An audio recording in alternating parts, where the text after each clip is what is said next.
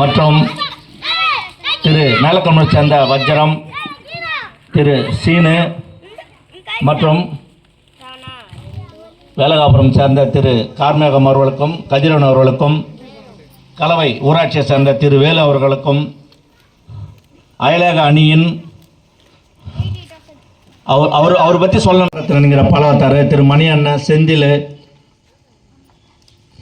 சேகர், அதுக்கப்புறம் எங்கள் ஊரை சேர்ந்த மதன், அப்புறம் அனந்தேரியை சேர்ந்த தினேஷ்குமார், போந்துவாக்கம் ஊராட்சி, நந்திமங்கலம் ஊராட்சியை சேர்ந்த விவசாய அணியின் துணை அமைப்பாளர் திரு ராஜசேகர், அனைவருக்கும் வணக்கத்தை தெரிவித்துக் கொண்டு எங்கள் ஊரின் பகுதியைச் சேர்ந்த எங்களுடைய தாய்மார்களுக்கும் பெரியவர்களுக்கும் கழக தாய்மார்களும் அனைவருக்கும் இவ்வூராட்சியின் சார்பாக வருக வருக என வரவேற்று இந்த நிகழ்ச்சியை தொடங்குமாறு திரு காந்திமன் அவர்களை பேச அழைக்கின்றேன். வணக்கம். என் வாக்குச்சாவடி வெற்றி வாக்குச்சாவடி என்ற பாக பரப்புரையின் கூட்டத்தை தலைமையேற்று நடத்தி கொண்டிருக்கும் ஒன்றிய கழகத்தின் செயலாளர் ஆற்றல் மிகு அண்ணன் திரு டி.கே. சந்திரசேகர் உள்ளிட்ட ஒன்றிய கழக நிர்வாகிகள், மாவட்ட அணிகளின் நிர்வாகிகள், கிளை கழக நிர்வாகிகள், பொதுமக்கள் அனைவருக்கும் இந்நேரத்தில் மாலை வணக்கத்தை தெரிவித்துக் கொண்டு, இந்த பாக பயிற்சி கூட்டம் ஒவ்வொரு வாக்குச்சாவடியிலும் வெற்றிகரமாக நடைபெற்று கொண்டு இருக்கிறது. இக்கூட்டத்தின் நோக்கம் திராவிட மாடல் அரசு கொண்டு வரும் ஒவ்வொரு திட்டத்திலும் நீங்கள் பயன்பெறுகிறீர்களா, இல்லை உங்களுக்கு அதில் ஏதேனும் குறைகள் இருந்தால் அதை எங்களிடம் தெரிவித்து அக்குறைகளை நிவர்த்தி செய்யவே இக்கூட்டம் நடைபெற்று கொண்டிருக்கிறது. உதாரணமாக உங்களுக்கு மகளிர் உரிமை தொகை 1000 ரூபாய் வந்திருக்கும். யாராருக்கு வரவில்லையோ எங்களிடம் தெரிவிக்கலாம். அதற்குண்டான முயற்சிகளை நாங்கள் எடுப்போம். அது மட்டுமில்லாமல் அரசின் திட்டங்களை உங்களுக்கு சரிவர கிடைக்கவில்லை என்றால் அதனை இக்கூட்டத்தின் வாயிலாக தெரிவித்து அதற்கு உண்டான நடவடிக்கைகளை நாங்கள் எடுத்து உங்களுக்கு அதனுடைய பயனை அடைய நாங்கள் நிவர்த்தி செய்வோம். ஒவ்வொரு வாக்குச்சாவடியிலும் இந்த கூட்டத்தை நாங்கள் வெற்றிகரமாக நடத்தி கொண்டிருக்கிறோம். அது மட்டுமல்லாமல் தமிழ்நாடு முழுவதும் இந்த கூட்டம் நடைபெற்று கொண்டிருக்கிறது. மகளிர் உரிமை தொகை உள்ளிட்ட அனைத்து குறைகளையும் இக்கூட்டத்தின் வாயிலாக தெரிவிக்குமாறு உங்களை கேட்டுக்கொள்கிறோம். அது மட்டுமல்லாமல் இக்கூட்டத்தின் வாயிலாக உங்களுடைய குறைகளை எங்களிடம் தெரிவித்து அதற்கு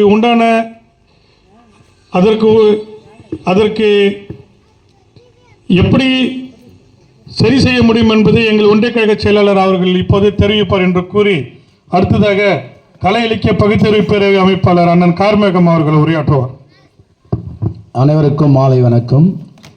திருவள்ளூர் கிழக்கு மாவட்டம் பூண்டி கிழக்கு ஒன்றியம் கோண்டவாக்கம் ஊராட்சி பாகம் எண் 294 மாண்புமிகு கழகத் தலைவரும் தமிழகத்தின் நிரந்தர முதல்வருமான முத்துவேல் கருணாநிதி ஸ்டாலின் அவர்களின் ஆணைக்கு இணங்க,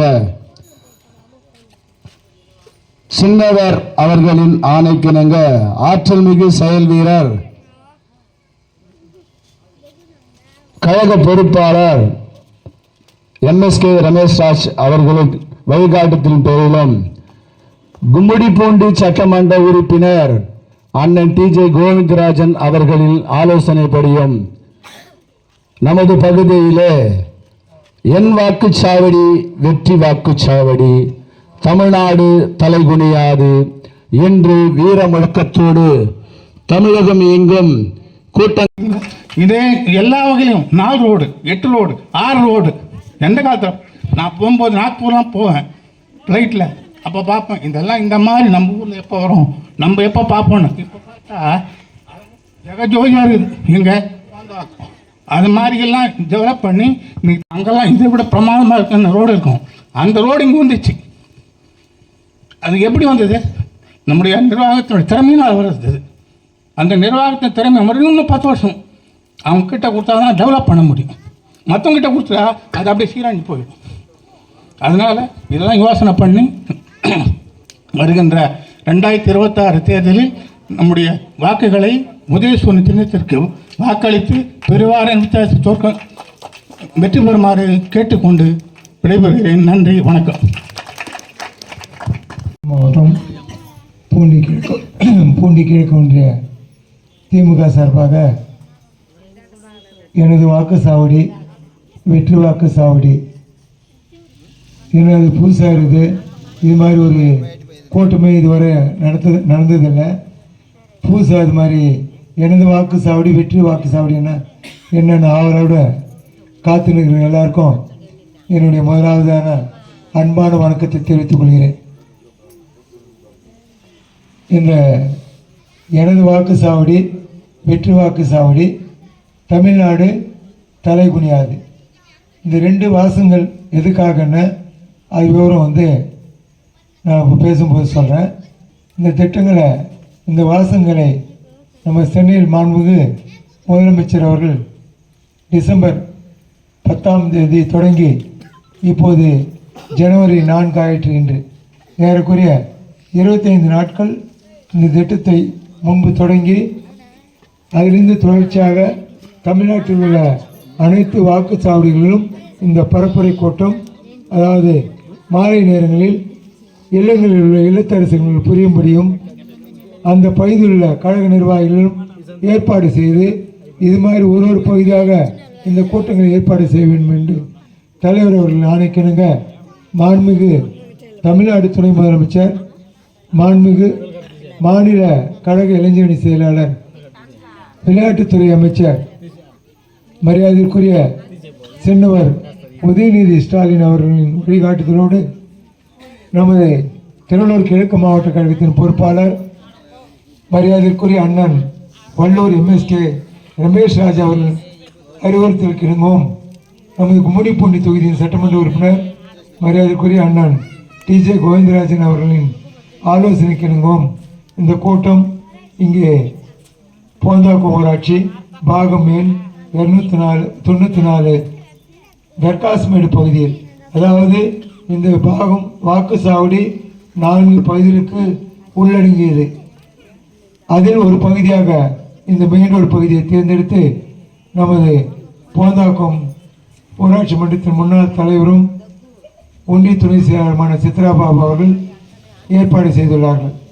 எனவே இந்த கூட்டத்தில் பங்கேற்றுள்ள ஒன்றிய துணை செயலாளர் திரு நந்திமங்கலம் K. பாபு அவர்களுக்கும், அதே போன்று இந்த கூட்டத்தில் பங்கு பெற்றுள்ள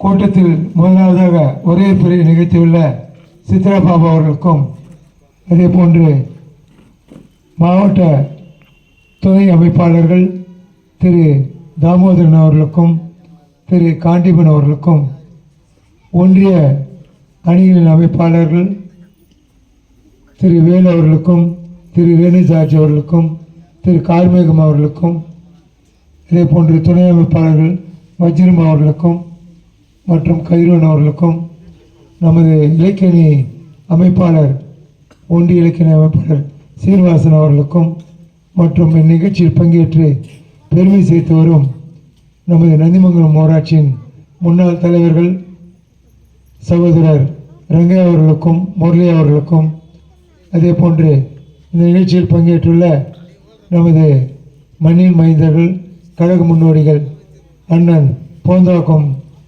அண்ணன் மணி ரெட்டியார் அவர்களுக்கும், பாலகிருஷ்ணன் அவர்களுக்கும், முத்து அவர்களுக்கும், அண்ணன்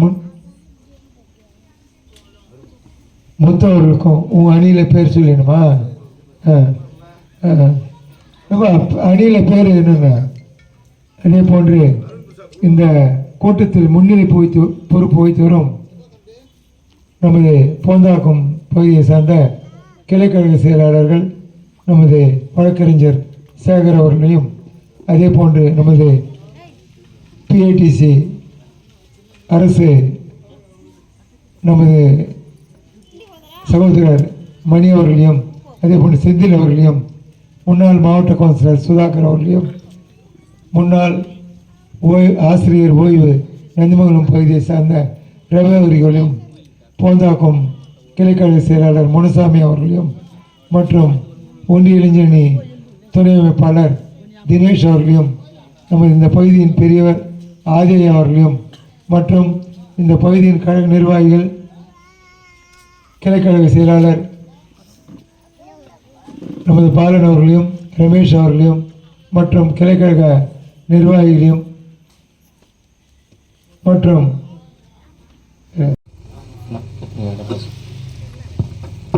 அடுத்ததாக ஒன்றிய கழக செயலாளர் அவர்கள் தங்களிடம் உரையாற்றுவார்.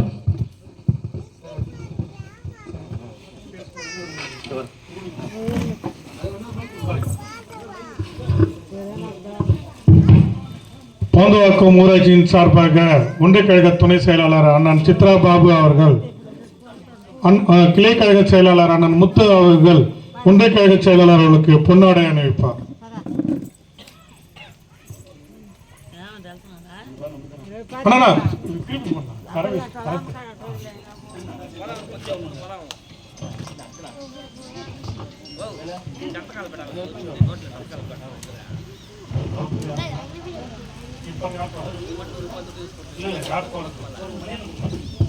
அண்ணன் மணி அவர்கள் ஒன்றிய கழக துணை செயலாளர் அண்ணன் கே பாபு அவர்களுக்கு இப்பொழுது பொன்னாடை அணிவிப்பார். அப்படியே கையில்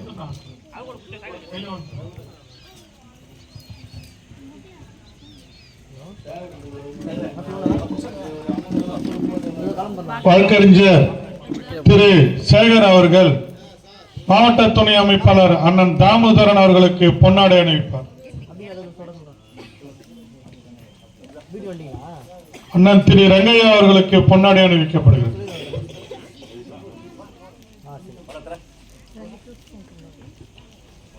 அண்ணன் முன்னாள் ஊராட்சி மன்ற தலைவர் திரு முரளி அவர்களுக்கு பொன்னாடை அணிவிக்கப்படுகிறது.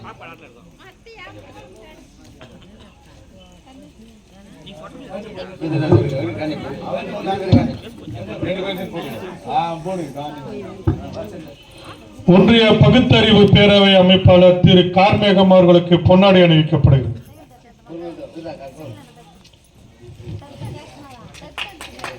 ஆதி திராவிடர் அணி அமைப்பாளர் திரு ஆர் வேலு அவர்களுக்கு பொன்னாடை அணிவிக்கப்படுகிறது.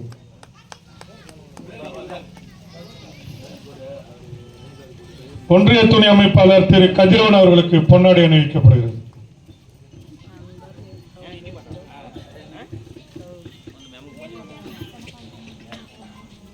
இலக்கிய அணி அமைப்பாளர் திரு சீனிவாசன் அவர்களுக்கு பொன்னாடை அணிவிக்கப்படுகிறது.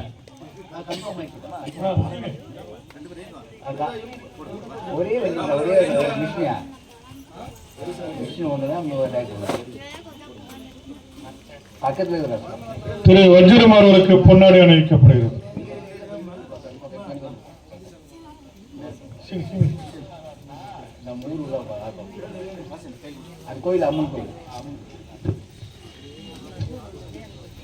திரு கதிரவன் அவர்களுக்கு பொன்னாடை அணிவிக்கப்படுகிறது.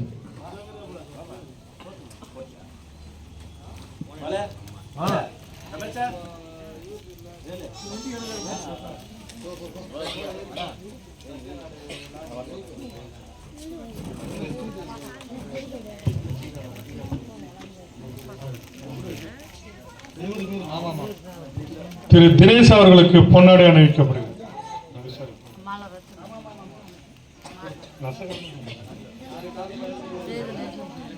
ஆசிரியர் திரு ரவி அவர்களுக்கு பொன்னாடை அணிவிக்கப்படுகிறது.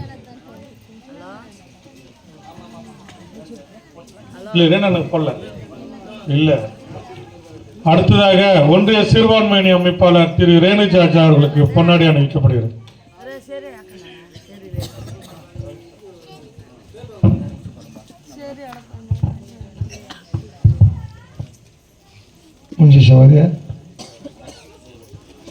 பெரியவர் திரு ஆதியா இங்கு வரவும்.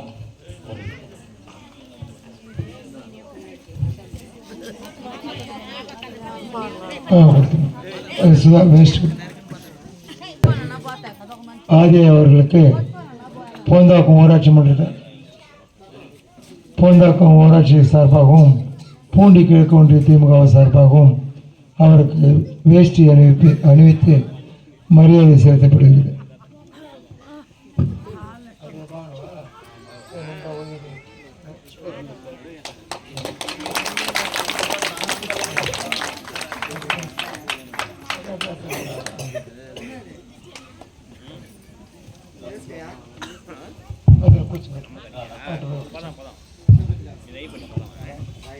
அடுத்ததாக குறித்து பேசும் ஒவ்வொருவரும் ஒவ்வொரு கருத்தாக உங்களிடையே பேசினார்கள். குறிப்பாக நான் இங்கே வந்து அமரும் போது 100 நாள் வேலை சரியாக நடக்கலை, என்ன ஏதுன்னு பேசின்னு வந்துருந்தீங்க. நான் பேசுவதற்கு முன்பாக அது குறித்து நம்ம நந்திமங்கலத்தை சார்ந்த ஆசிரியர் ரவி அவர்கள் அந்த திட்டம் எப்படி தொடங்கப்பட்டது, இப்போது அந்த திட்டம் படிப்படியாக எப்படி சீரழிக்க நமது மத்தியில் ஆளும் அரசு செயல்பட்டு வருகிறது என்பதை விவரமாக தெரிவித்துவே அடுத்ததாக நான் உங்களிடையே அனைவரையும், ஏனென்றால் ரவி ஆசிரியர் இங்கே பேசும்போது சொன்னார் தர்காஸ் மேடு எனக்கு ரொம்ப பழக்கன்று. தர்காஸ் மேடு அவருக்கு எப்படி பழக்கிறது இல்லையோ, எங்கள் கயனிகளுக்கு எங்கள் வயல்வெளிகளுக்கு அருகாமையிலே ஒரு காலத்தில் அவர்கள் கூடி பெரியவர்களுக்கெல்லாம் தெரியும். అదయ్యా మీరు మొదటి రోడ్డు దానికి మా కైలుకి ఎంత దూరం? ఒక 6 కిలోమీటర్ ఉన్నా 2 పర్లాలు ఉన్నా 4 కైలు సందు. அது மாதிரியா 4 கைனிக்கு இடைவெளியில் நமது காலனி BL2 வேல்முருகன் அவர்களையும் ஏன்னா இருட்டில் உட்காந்து என்ன தெரியும் ராஜசேகர் அவர்களையும் விவசாய துறை படப்பா வெள்ளை வெளிச்சத்து வாங்க என்ன உள்ளே வாங்க அருண் அவர்களையும் ராஜசேகர் முன்னே வா வெளிச்சத்துக்கு இப்படி வந்துடுங்க. முன்னே வெளிச்சத்துக்கு. அதே போன்று அனுந்தேரில் இந்த வருகை தந்துள்ள ஏழுமலை ராமன் அவர்களையும் மற்றும் இந்த பகுதியை சேர்ந்த ரேணு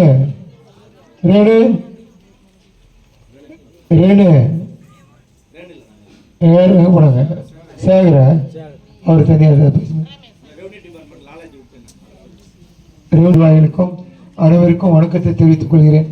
நேரத்தின் அருமை கருதி ஒரு 10 நிமிடத்தில் சுருக்கமாக, ஆனால் மாண்புமிகு முதலமைச்சர் அவர்கள் இந்த கூட்டத்தை ஏன் கூட்ட சொன்னார்கள், எனது வாக்குச்சாவடி வெற்றி வாக்குச்சாவடி என்று ஏன் இதற்கு ஒரு தலைப்பை ஏற்படுத்தினார்கள் என்பதை உங்களுக்கு விளக்கத்தான் கூட்டம். அதே நேரத்தில் நீங்கள் மட்டும் பேசிவிட்டு வந்தால் போதாது, அவர்களுக்குள்ள குறைகளையும் நீங்கள் கேட்டு அதுக்குன்னு ஒரு ஃபார்ம் கொடுத்துருக்காங்க. ஃபார்ம்னா எனக்கு ஒரு குரூப் ஹவுஸ் வேணும், எனக்கு ஒரு பட்டா விட்டு போச்சு, எனக்கு ஒரு 1000 ரூபாய் பணம் வரல, ஒரு ஓஏபி வரல, ரேஷன் கார்டு இல்லை, ஆதார் கார்டு இல்லைன்றதெல்லாம் தனியாக எங்களுக்குள்ள உங்கள் முன்னாள் ஊராட்சி மன்ற தலைவரோ நாங்களே தீர்த்து வைக்க பிரச்சனை.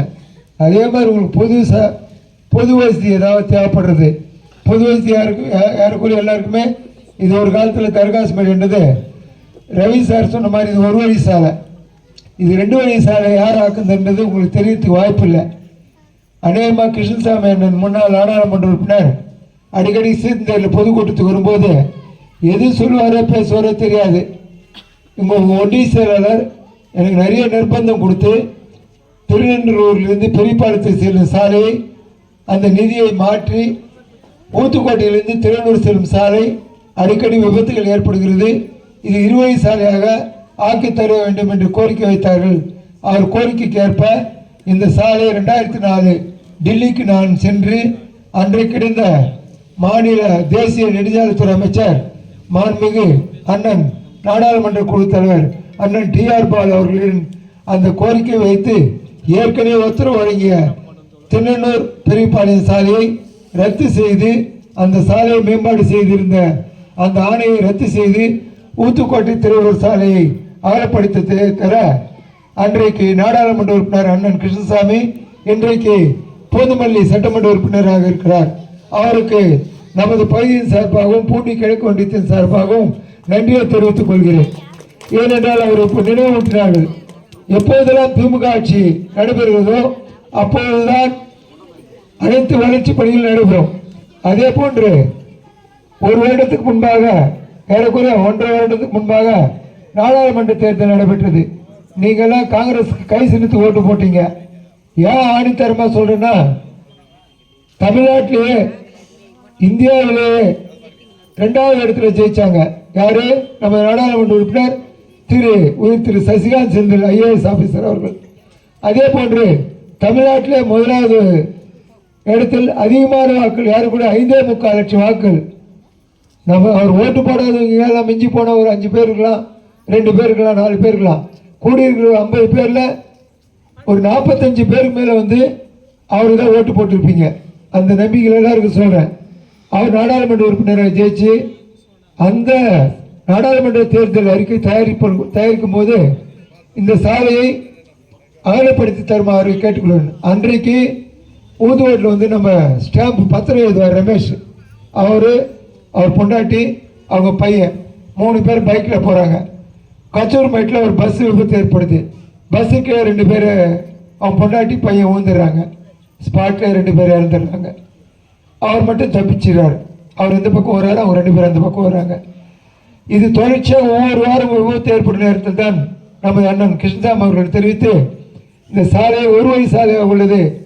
ஒரு லாரியோ பஸ்ஸோ எதிராக வந்தால் கூட நம்ம சைடு சாலையை விட்டு இறங்கும்போது மண்ணில் வழுக்கி ஒரு பக்கம் பஸ்ஸில் விழுந்துடும், இல்லை லாரியில் விழுந்துடும், இல்லைன்னா பக்கத்தில் உள்ள கல்லின் மேல் விழுந்துடுவோம் என்று தெரிவித்து குறிப்பாக இந்த சாலையை அகலப்படுத்தி தருமாறு கேட்டுக்கொள்வோம் என்று தெரிவித்துக் கொண்டேன். அதனால இப்ப நாடாளுமன்ற தேர்தல் நான் சொல்றது 20 வருஷத்துக்கு 23 வருஷத்துக்கு 22 வருஷத்துக்கு முன்னால, இப்ப நாடாளுமன்ற தேர்தலுக்கு முன்னால இந்த கோரிக்கை 2 சாலையாக 20 வழி சாலையாக வருது. இது 4 வழி சாலையாக அகலப்படுத்தி தருமாறு கேட்டுக்கொள்வேன்னு கேட்டேன். கோரிக்கை வைத்தோம். போதுமல்லியில் போயிட்டு அப்போ மாவட்ட செயலர் அண்ணன் டிஜே கோவிந்தராஜன் அவர்கள் இருந்தார்கள். அவருடைய அந்த மனு கொடுத்து நமது நாடாளுமன்ற குழு தேர்தல் அறிக்கையை தயார் செய்யும் குழுவிடம் அதை கொடுத்தோம். அண்ணன் டிஆர் பாலு, அதே போன்று டிஆர் பாலு அவர்களிடமும் அதே போன்று கனிமொழி அம்மா அவர்களும் கொடுத்தோம். அவரும் உடனடியாக பரிசீலனை செய்து இந்த சாலை ஊத்துக்கோட்டை மேம்பாலத்திலிருந்து நம்ம திருவள்ளூர் வரை 4 வழி சாலையாக அகலப்படுத்த உத்தரவிட்டு இப்போது பெருஞ்சேரி வரை முதல் கட்டமாக சாலை அகலப்படுத்தப்பட்டுள்ளது. பெருஞ்சேரியிலிருந்து தாண்டி அதற்கு அடுத்து சேந்தேரி வரை ஃபாரஸ்டும் பொதுப்பணித்துறையும் சேர்ந்து வருவதனால அது கொஞ்சம் இடைஞ்சலாகிறது. திருப்பி சேந்தேரி தாண்டி மயிலாப்பூர்லேருந்து திருவள்ளூர் வரை 4 வழி சாலையாக இப்போது அகலப்படுத்தும் பணி மரங்கள் எல்லாம் வெட்டி நீங்கள் திருவள்ளூருக்கு செல்லும்போது பார்க்கலாம். பெரிய பெரிய புளி மரங்கள் எல்லாம் வெட்டி அப்புறப்படுத்தி வருகிறார்கள். எதற்காக அந்த பெரிய புளி மரங்களை வெட்டுகிறார்கள்? இதே போன்று 4 வழி சாலை கண்ணை மூடிக்கொண்டு போகலாம். பைக்கில் போகிறவங்க எதிராக என்ன வண்டி வருதுன்னு தேவையில்லை, அது மாதிரி போகலாம். அங்கே சேர்ந்த உடனே பஸ் ஸ்டாண்டு, நம்ம பஸ் ஸ்டாண்டுங்க இதுவரை பஸ் ஸ்டாண்ட் இருந்ததா? அதிமுக ஆட்சி எப்போ அமைஞ்சது? 72 இருந்தது. அதுக்கு முன்னே 5 வருஷம் 77 இருந்தது. அதுக்கு முன்னே 9 வருஷம் தலைவர் கலைஞரும் முன்னாள் நம்ம நினைவில் வாழும் நமது அண்ணா அவர்களும் முதலமைச்சராக இருந்தார்கள். அதற்கு பிறகு ஒரு 13 வருட காலம் அதிமுக ஆட்சி இருந்தது. அதற்கு பிறகு கலைஞர் ஆட்சி வந்தது. நிறைய கோரிக்கை வைத்து பொதுமக்கள் எல்லாம் திருவள்ளூர் நகரவாசிகள் எல்லாம் பொதுமக்கள் வைத்தார்கள்.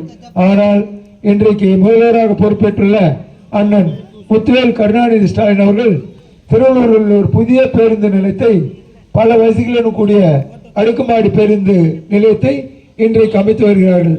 அதே போன்று மருத்துவக் கல்லூரி, அதே போன்று பெரிய மருத்துவமனை, எண்ணற்ற அடிப்படை வசதிகள் இந்த பகுதியில் செய்துள்ளார்கள். அதே போன்று நமது கோரிக்கை ஏற்று சேந்தேரிலிருந்து வெங்கல் வரை சாலை அகலப்படுத்துகின்ற 2 இருசக்கர வாகனங்கள் சென்றால் தெரியும். வெங்கல் வழியாக செல்வது உங்களுக்கு குறைவான நிறைய பேர் செல்வதற்கு வாய்ப்பில்லை. வெங்கலுக்கு செல்பவருக்கு தெரியும். அந்த சாலை இப்போது கொஞ்சம் தான் காட்டு வழி சாலை. அந்த காட்டு வழி சாலை தாண்ட உடனே 2 கிலோமீட்டரு அகலமா சாலை 2 வழி சாலை அகலப்படுத்தி இன்னைக்கு திமுக ஆட்சியில் பண்ணியிருக்காங்க. இன்றைக்கு ஆசிரியர் பேசும்போது சொன்னார் 100 நாள் வேலை பற்றி பேசுனாங்க.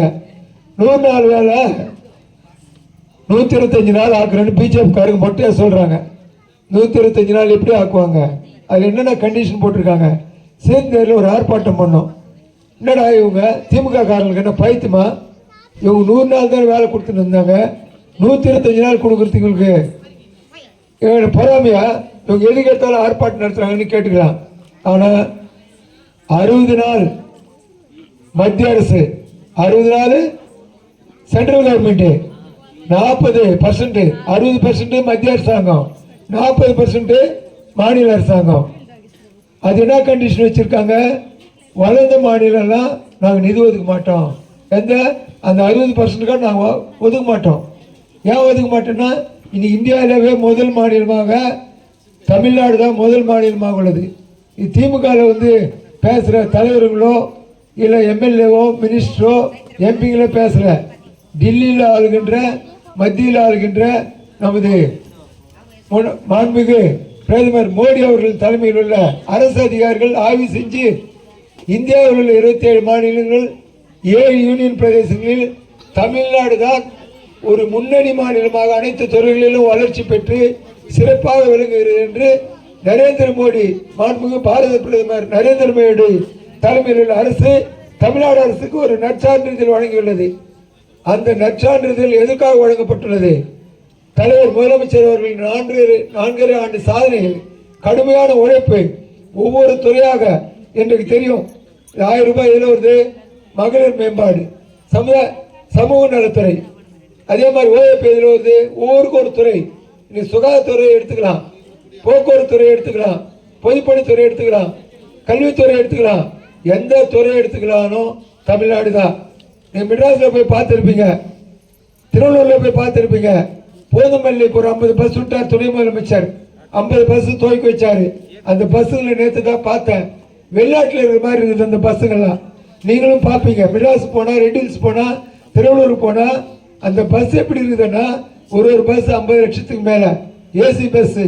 இங்கே இருக்கிற சுப்பமாவும் போய் பயணிக்கலாம், ரங்கமாவும் போய் பயணிக்கலாம். உங்களுக்கு யாரு என்ன துட்டு இருக்குதா? அதெல்லாம் வந்து எங்கள் வெளிநாட்டில் போகிற பஸ்ஸுங்கெல்லாம் எடுத்து வந்து தமிழ்நாட்டில் எடுத்து வந்து விட்டுருக்கிறது நம்ம முதலமைச்சர் முத்துவேல் கருணாநிதி ஸ்டாலின் ஐயா அவர்கள் தான். இது வந்து இந்தியாவில் எந்த மாநிலம் இல்லை. இங்கே பேசிய நம்ம அயலகணி திரு தாமோதரன் ஐயா சொன்னார்ல, நான் வந்து துபாய் போனேன், சிங்கப்பூர் போனேன், ஆஸ்திரேலியா போனேன்னு. அந்த நாட்டில் கூட அது தொடர்ச்சி ஆரம்பிங்க, அங்கெல்லாம் போயின்னு இருக்குது. இப்போ அந்த பஸ்ஸெல்லாம் ஒரு 50 பஸ் நிற்கும் போது இது தமிழ்நாடா இல்லை வேறு எந்த மாநிலமாகுது? அவர் சொன்னார், பாம்பேக்கு போனேன், குஜராத்துக்கு போனேன், எங்கேயுமே அந்த அந்த அந்த சிட்டி மட்டும்தான் இருக்கும். சென்னைன்னா சென்னை தான் இருக்கும். ஆனால் அப்படி இல்லை, தமிழ்நாடு எல்லாம் எல்லா இடத்துலையும் அந்த வளர்ச்சி இருக்குதுன்னு தெரிவிச்சுக்கொண்டு இனி பஸ் போக்குவரத்து, மருத்துவம், இல்லம் தேடி மக்களை தேடி மருத்துவம், இல்லம் தேடி கல்வியை நியமனம் பண்ணி அவங்க மூலமாக சொல்லிக் கொடுக்கறதுக்கு அந்த ஆசிரியர் பணியெடுத்த தற்காலிகமாக நியமிச்சிருக்காங்க. அதே மாதிரி சின்ன குழந்தைங்க வரும்போது உட்காந்துருந்தா ஒரு 10-15 குழந்தைங்க, அவங்களுக்கெல்லாம் சாப்பாடு வந்து வேலைக்கு செய்கிற அம்மாவோ அவங்க அப்பாவோ கிட்ட இருந்து அவங்களுக்கு சாப்பாடு, வேலைக்கு செல்கின்ற அவர்கள் பெற்றோர்கள் அவர்களுக்கு அந்த உணவு அளித்து பள்ளிக்கு அனுப்பி வைக்க வேண்டிய பொறுப்பு அவங்களுக்கு இருந்தது. ஆனால் இப்போ கவலையில் சும்மா குளிப்பாட்டிட்டு அவங்களுக்கு ட்ரெஸ் மாட்டிட்டு அந்த அரசு பள்ளிக்கு அனுப்பிச்சு வச்சாவே போதும். சாயங்காலம் வரலும் அரசு பாதுகாப்போட எல்லாமே நம்ம பிள்ளைகள் நல்லா படிக்க வேண்டும் என்று காலை சிற்றுணவு திட்டத்தை கொடுத்து அவர்கள் நல்ல ஒரு ஊட்டமான சத்துணவு உள்ள மதிய சாப்பாடு ஏற்பாடு செய்து, மதிய சாப்பாட்டுக்கு பிறகு அவருக்கு மாலை வரை ஒரு தனியார் பள்ளிக்கு இணையாக போட்டியாக இன்றைக்கு நன்றாக கல்வி பயின்று ஒரு அறிக்கை கொடுத்தார்கள். இது கிராமப்புறத்தில் உங்களுக்கு பேச தெரியாது, நான் பெரிய கூட்டத்தில் பேசினா நீயே பேசிக்கிட்டு போய் இறங்கி போயிடுவான்னு சொல்லுவாங்க. மொட்டை தமிழ்நாட்டில் ஒரு பைத்தியக்காரன் ஒருத்தன் வந்தான், பைக் பிடிச்சின்னு என்ன பேசுறேன்னு தெரியல, தீ சக்தின்றான். ஒரு பைத்தியக்காரன் சினிமாவில் யாரோ டைலாக் எழுதி கொடுத்து பேசுற மாதிரி நினைச்சுன்னு பேசுறான். சினிமாவில் ஒன்றுனா அவர் நடிப்பு வந்து கவர்ச்சியா இருக்கலாம். ஐயோ, நான் 10 பேர் அடிப்பாரு ஒருத்தர். அவர் வந்து ஒருத்தர் சாதாரண இங்க முன்சாமி அடிச்சு தள்ளிவிடுவாரு. இன்னும் முன்சாமி அடி மட்டும் வராரு, நீ ஒரே அடிச்சு தள்ளிவிடுவார். ஆனா அவர் 10 பேர் அடிப்பாரு, சினிமாவில் அடிப்பாரு. அவர் சொன்னாரு, தீய சக்தி தமிழ்நாடு, தீய சக்தி. யாரோ நீ கூலிக்கு மாறி அடிக்கிறவன், பிஜேபிக்காரன் கூலி கொடுத்தா அவன் துட்டு கொடுத்தா அங்கிருந்து ஓட்டு பிரி, நீ இஸ்லாமியர் ஓட்டு பிரிக்கணும், கிறிஸ்டின் ஓட்டு பிரிக்கணும். ஸ்டாலின் ஐயாவை ஒன்றும் நீ யார் தமிழ்நாட்டில் நாங்கள் டெல்லியிலேருந்து ஆட்டோ அசைக்கவோ முடியாது. நீ போய் அங்கே பிரிச்சியன்னா நாங்கள் இடையில அடிச்சுன்னு வந்துடுவோம். அடிச்சுட்டு நாங்கள் மூணு மொழி எடுத்துன்னு வரோம், 5 மொழி எடுத்துன்னு வரோம், தமிழை விட்டுடுவோம் அப்படின்னு சொல்லி கடைபிடிக்கின்ற மாண்பை நாமும் கடைபிடிப்போம் என்று தெரிவித்துக் கொண்டு அவர் சொல்றாரு, தமிழ்நாடு தலை குனியாது என்று படிப்படியாக வளர்ச்சியை செய்து வரும் நமது முதலமைச்சரை பார்த்தா இல்ல அது முதலமைச்சரின் தலைமையின் கீழ் உள்ள 2 எப்படி தமிழ்நாடு வளர்ச்சி பெற்றுள்ளது. அன்றைக்கு முதலமைச்சராக நமது நினைவு வாழும் முத்தமிழ் கலைஞர் அவர்கள் தான் குடிசைகள் எல்லாம் அகற்றி குடிசை மாற்று வாரியத்தை ஏற்படுத்தி தந்தார்கள். அது குறிப்பாக ஏற்படுத்தின அந்த முகாம் எதுக்கு ஏற்படுத்துறாங்கன்னா அந்த 1000 ரூபாய் உரிமை தொகை வருங்கிறது தான் ஏற்படுத்துது. அது கூடுதலாக வீட்டுமனை பட்டா இல்லைனாலும், தோப்பு வீடு கவர்மெண்ட் வீடு இல்லைனாலும், ஓஏபி வீடு இல்லைனாலும், கரண்ட் பிரச்சனை இபி பிரச்சனைனாலும், 25 சம்பந்தப்பட்ட வேளாண்மை துறை பிரச்சனைனாலும், எந்த துறை பிரச்சனைனாலும் நீங்க மனு கொடுக்கலாம். அந்த மனுக்கள் தீர்வு செய்யப்படும் என்று தெரிவித்து லாஸ்ட்ல போந்தாக்கு நாட்டா சபை கோயிலாண்ட அந்த முகாம் வச்சோம். திருப்பி இப்ப பேசும்போது கேட்டாங்க யாரோ ஒருத்தர், உங்களுக்கு எல்லாம் 1000 ரூபாய் வருது இல்லையாம்மா? எல்லாருக்கும் வருது இல்ல? யாருக்காவது விடுபட்டு இருந்தா மனு கொடுத்து அந்த அடிக்கட்டு இருக்கும், அடி ரசீது மனு கொடுத்து. பெரும் மதிப்பிற்கும் உரிய பூண்டி கிழக்கு ஒன்றியத்தினுடைய செயலாளர் அன்பு அண்ணன் அயராது உழைத்து கட்சியினுடைய வளர்ச்சிக்காக பாடுபட்டு கொண்டிருக்கின்ற ஒன்றிய செயலாளர் அண்ணன் அவர்களையும் மற்றும் மேடையில் வீற்றிருக்கின்ற பெரியவர்கள் அனைவருக்கும் என் முதற்கண் வணக்கத்தை நான் தெரிவித்துக் கொண்டு, நம்முடைய தர்காஸ்மேடு கிராமம் என்பது எனக்கு மிகவும் நெருக்கமான கிராமம்தான். இந்த ஊரில் தம்பி பாலன் என்பவர் இருக்கிறார்ல பாலன்,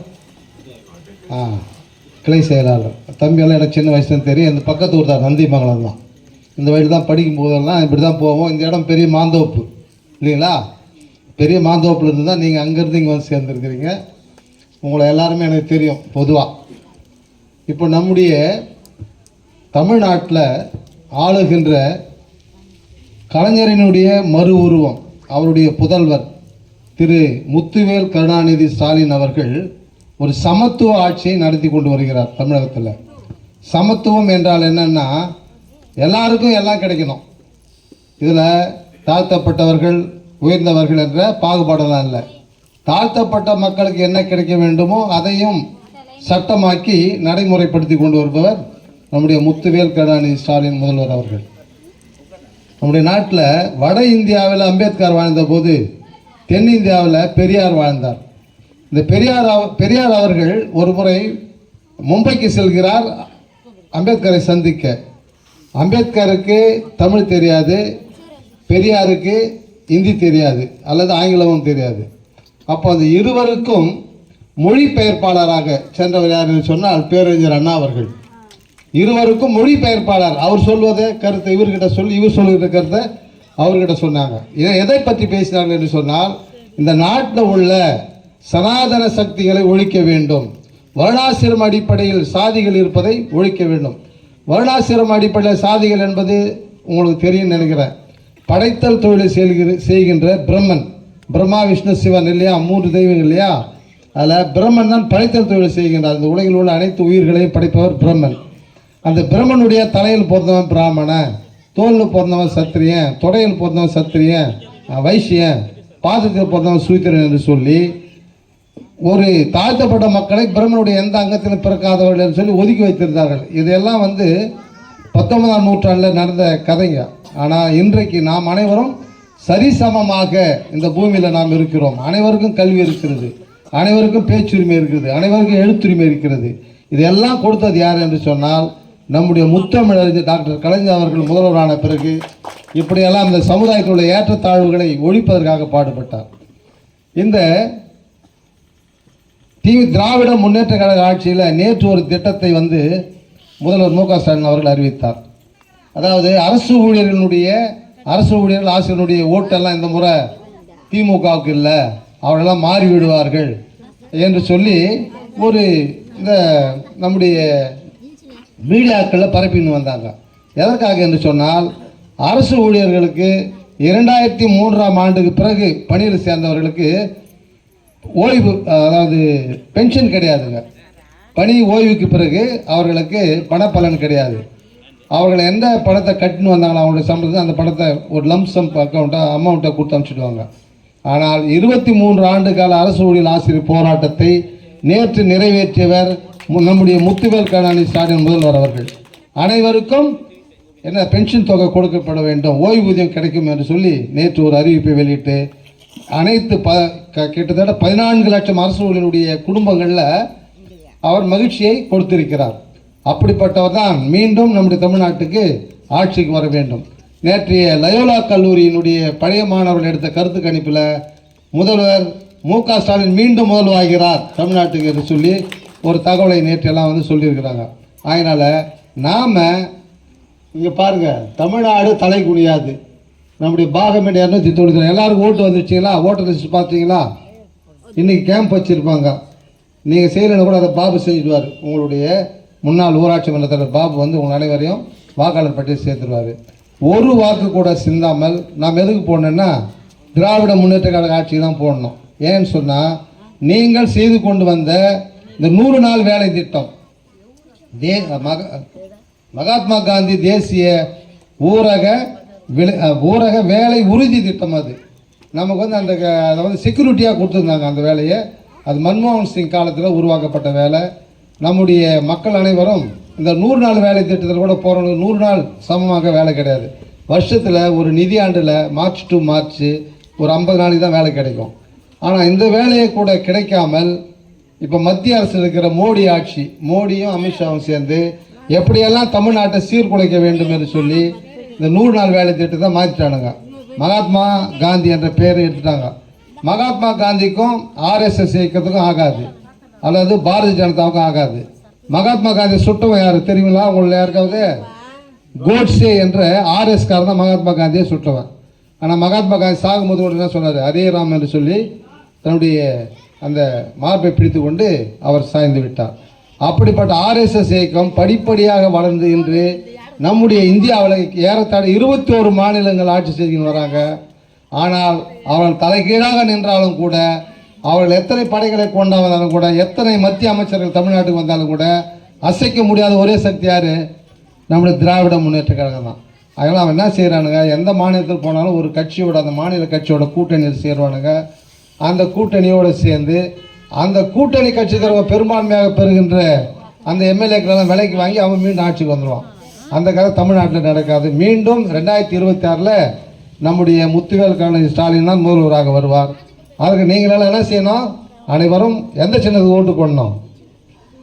எந்த சின்னத்துக்கு ஓட்டு போடணும் சொல்லுங்கம்மா? உதயசூரியனுக்கு தான் ஓட்டு போடணும்.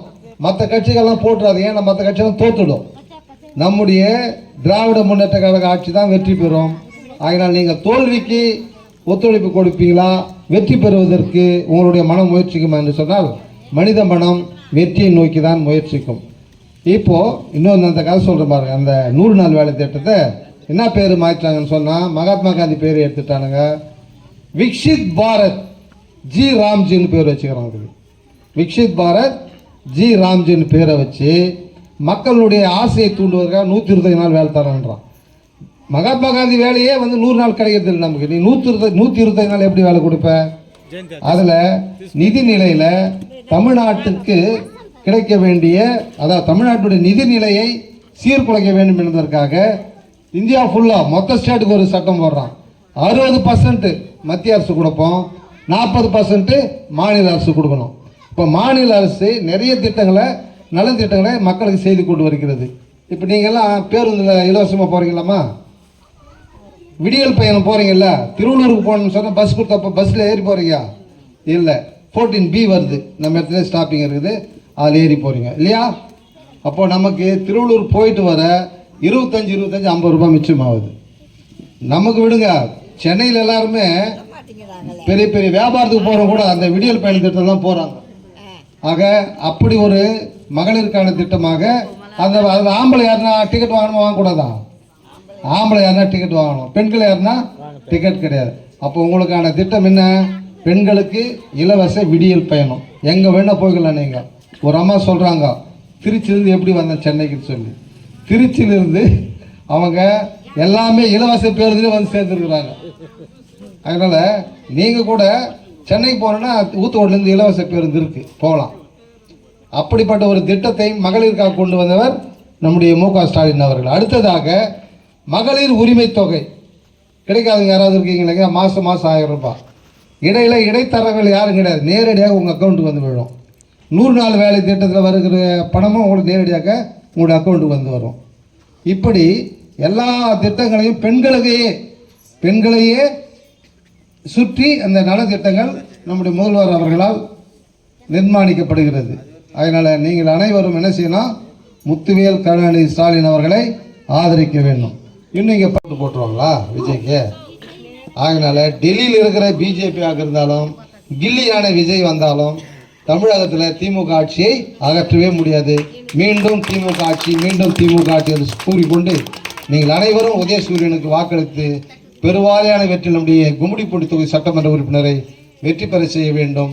உங்களுக்கு தேவையான அனைத்து உதவிகளையும் நம்முடைய ஒன்றிய கழகத்தினுடைய செயலர் அண்ணன் அவர்கள் ஏதாவது தேவைகள் இருந்தால் அவரை நீங்கள் அணுகுனா அவர் செய்வதற்கு தயாராக இருக்கின்றார். அவர் அயராது உழைத்துக் கொண்டிருக்கிறார். அண்ணனுடைய கருத்தை வலுப்படுத்துவோம்.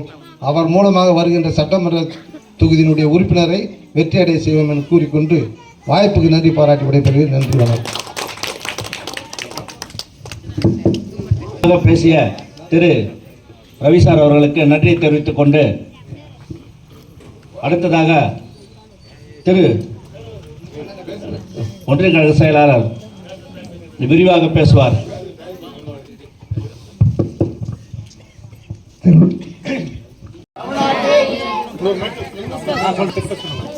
தமிழ்நாட்டின் நலன்களையும் எதிர்காலத்தையும் யாருக்காகவும் எதற்காகவும் விட்டு தர மாட்டோம். தமிழ்நாடு போராடும். தமிழ்நாடு வெல்லும். இதுதான் ஒரே இலக்கு. தமிழ்நாடு தலைகுனியாது. தமிழ்நாடு தலைகுனியாது. என் வாக்குச்சாவடி வெற்றி வாக்குச்சாவடி. என் வாக்குச்சாவடி வெற்றி வாக்குச்சாவடி. நன்றி.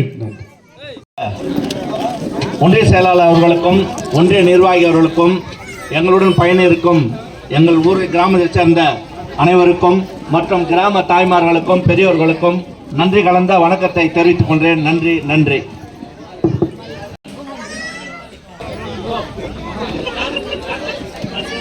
பாட்டிமா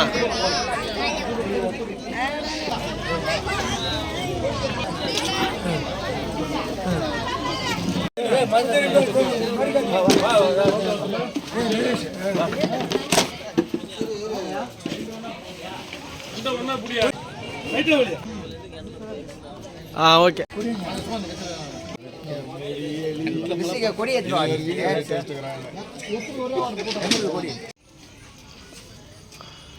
ஓகே. கொடி கூட போட்டோ இல்லை.